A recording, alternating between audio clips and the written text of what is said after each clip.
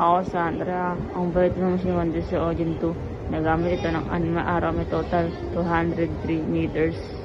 Ito po yung printer head. Ang uling palit po nitong white, August 2023. Ang color naman po, April 2024. Ito po yung cupping na may 16% good vision pa po. Head clean.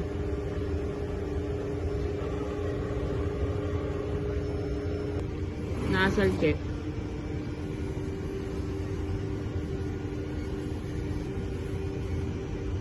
Ang ink system po namin tama lang ang level. Ang rating po nalinis ng isang araw. Ito po yung AVR. Ito po yung ground wire. Ito po yung stocks namin. So ngayon po kulang po kami ng film. Sa colored coating na lang din po. Sa consumables po, nag-consume po ako ng 5 white. Isang black. Yung orange sa powder. Tatlo sa film.